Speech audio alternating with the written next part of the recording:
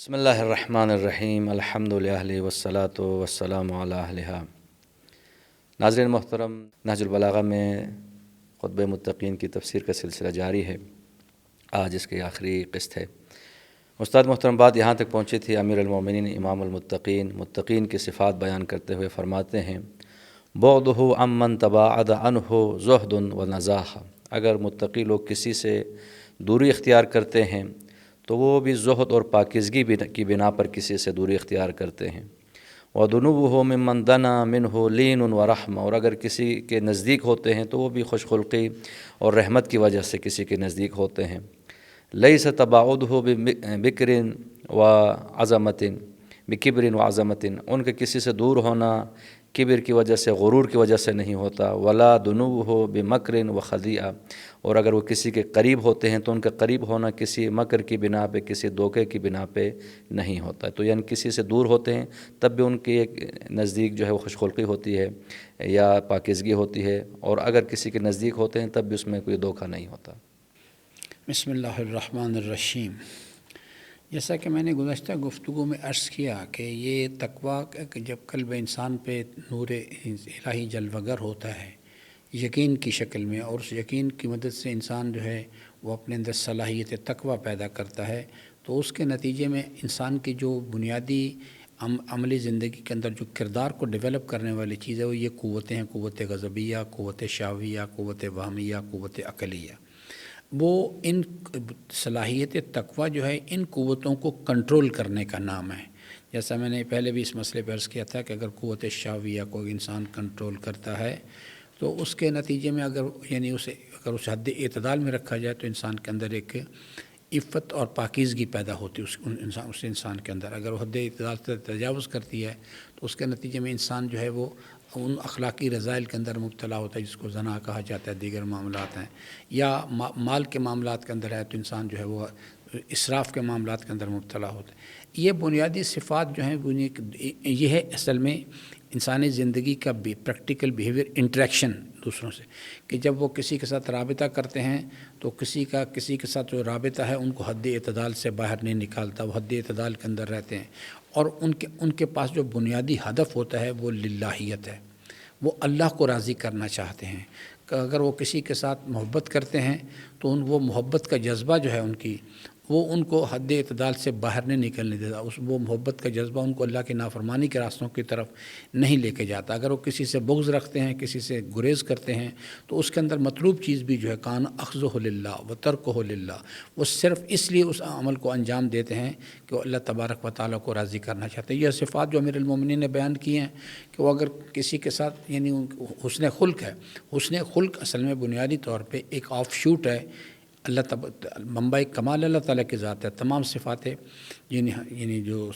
حسنہ ہیں ان کا منبع و سرچشمہ بنیادی طور پہ تو اللہ تعالیٰ کی ذات ہے۔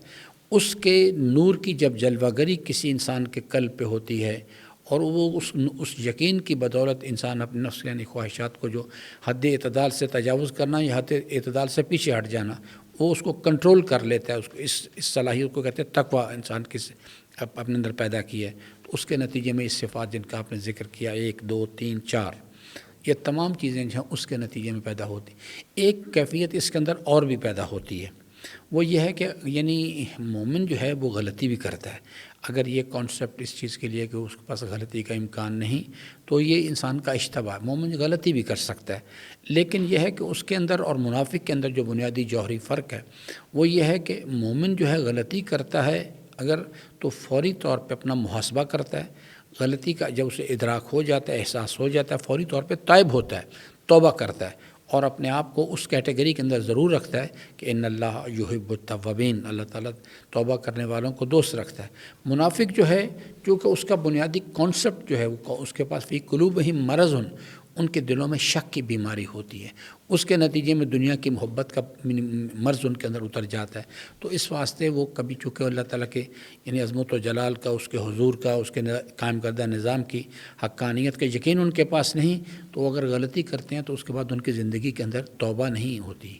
وہ ان کی توبہ کی طرف رجوع نہیں کرتے، بلکہ اگر ان سے کہا جاتا ہے کہ آئیے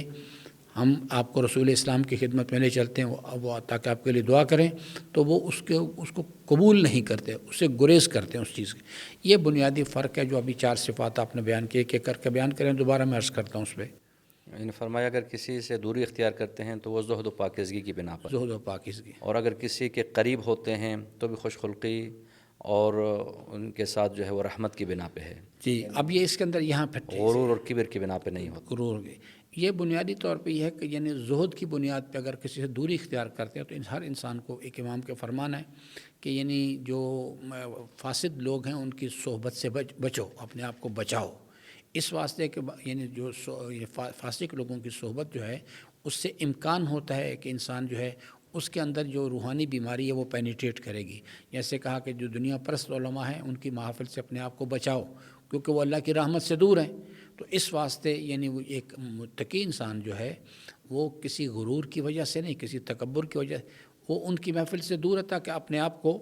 بچا سکے، ان کے زہد کی وجہ سے کہ انہوں نے اپنے آپ کو دنیا کے جو توہمات ہیں، دنیا کے مفادات کا جو شوق ہے اس سے اپنے آپ کو آزاد کر لیا ہوتا ہے، اس واسطے وہ ان سے دور رہتے ہیں۔ اور اگر وہ کسی کو قریب کرتے ہیں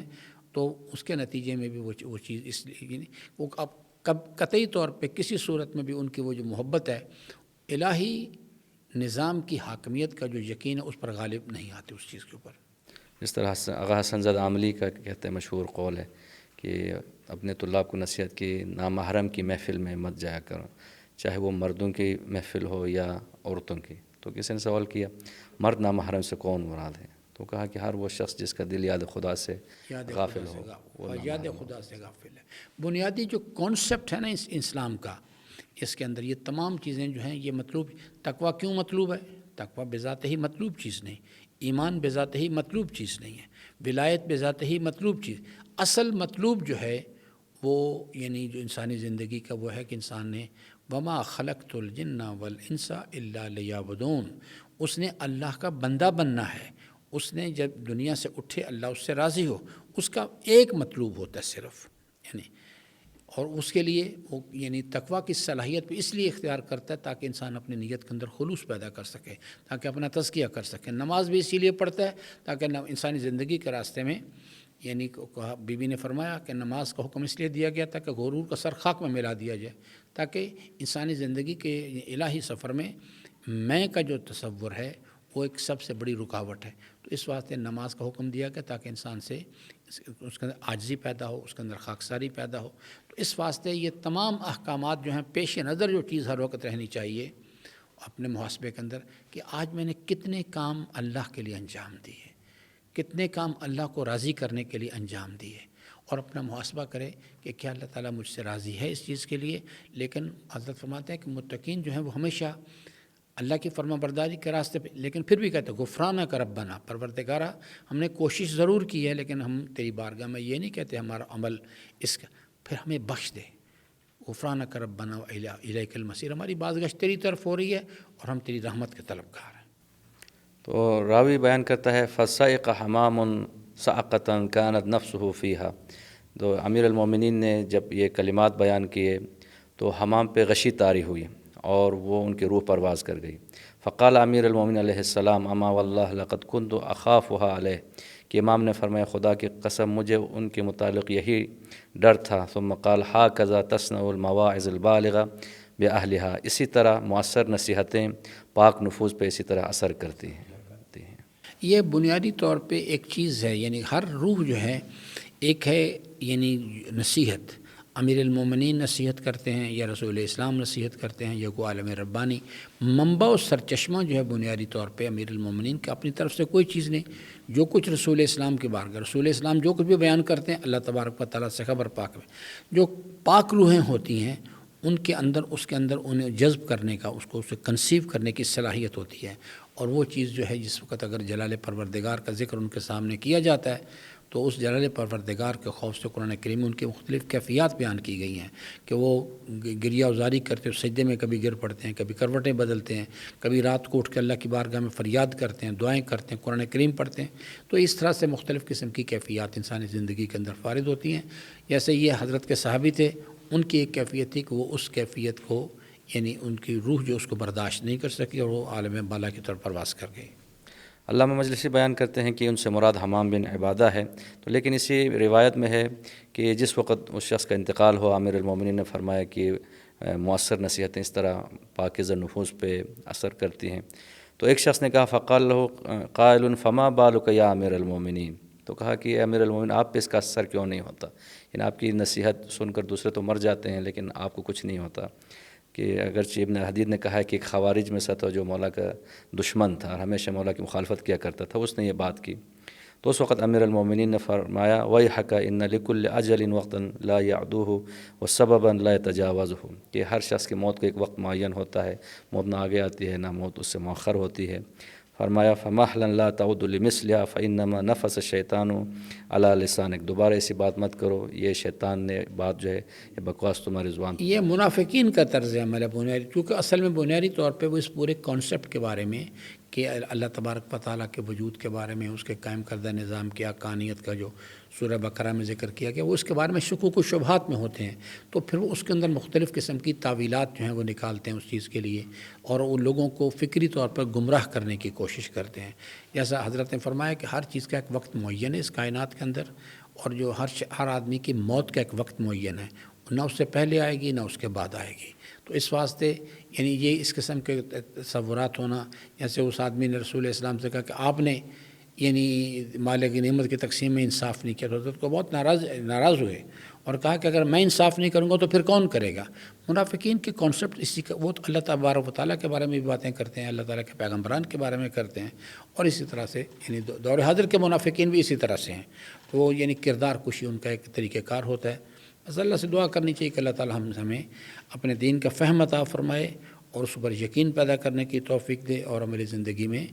صراط مستقیم کو سمجھنے کی اور اس پر عمل پیرا ہونے کی توفیق عطا فرمائے۔ تو ناظرین محترم، خطبہ متقین میں امیر المومنین امام المتقین نے متقین کی تمام صفات کو بیان کیا ہے۔ خداوند عالم ہم سب کو ان صفات کو اپنانے کی توفیق عطا فرمائے۔